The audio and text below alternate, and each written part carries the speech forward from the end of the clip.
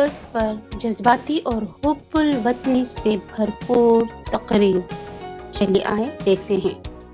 جناب صدر، معزز اساتذہ کرام اور میرے پیارے ساتھیوں، السلام علیکم ورحمۃ اللہ وبرکاتہ۔ 14 اگست کا سورج جب طلوع ہوتا ہے تو ہمیں یہ پیغام دیتا ہے کہ اندھیروں کے بعد روشنی آتی ہے، غلامی کے بعد آزادی آتی ہے اور قربانی کے بعد کامیابی ملتی ہے۔ یہ دن ہمیں یہ یاد دلاتا ہے کہ ہمارے پاس آج جو سبز ہلالی پرچم لہرا رہا ہے وہ لاکھوں شہیدوں کے خون سے رنگین ہوا ہے۔ یہ دن محض ایک تاریخ نہیں بلکہ ایک داستان ہے، قربانی، ایمان اور اتحاد کی داستان۔ وہ خواب جو علامہ اقبال نے دیکھا اور قائد اعظم محمد علی جناح نے اپنی انتھک جدوجہد سے پورا کیا، مگر یہ خواب اتنی آسانی سے نہیں ملا۔ یہ لاکھوں معصوم جانوں کی قربانی کے بعد حقیقت بنا۔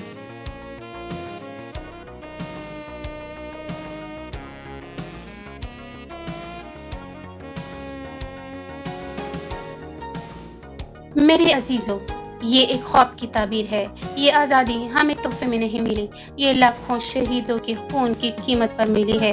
سوچو، وہ مائیں جنہوں نے اپنے بیٹوں کو ہنستے ہوئے رخصت کیا، یہ جانتے ہوئے کہ شاید وہ کبھی واپس نہ آئیں۔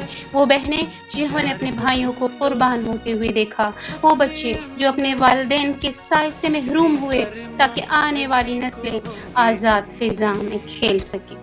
میرے ہم وطنوں، آزادی صرف جھنڈے لہرانے اور چراغاں کرنے کا نام نہیں، یہ ایک ذمہ داری ہے کہ ہم اپنے اس وطن کی عزت کریں، اس کے قانون کا احترام کریں اور اس کو ترقی کی راہ پر لے کر جائیں۔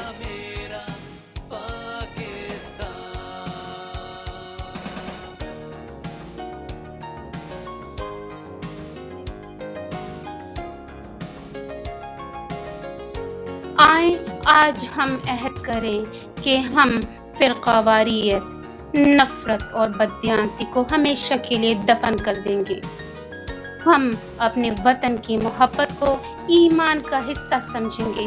ہم محنت، اتحاد اور قربانی کے جذبے سے پاکستان کو دنیا کا سب سے عظیم ملک بنائیں گے۔ یاد رکھیں، اگر ہم نے پاکستان کی قدر نہ کی تو آنے والی نسلیں ہمیں کبھی بھی معاف نہیں کریں گی۔ یہ وطن اللہ کی ایک عظیم نعمت ہے اور نعمت کی حفاظت کرنا ایمان کا حصہ ہے۔ پاکستان زندہ باد، پاکستان آئندہ باد۔ Thanks for watching. اگر آپ کو ہماری یہ ویڈیو پسند آئی ہو تو please subscribe, like and share ضرور کیجیے گا اور اسی طرح کی اچھی ویڈیو دیکھتے رہیے۔ اللہ حافظ، فی امان اللہ۔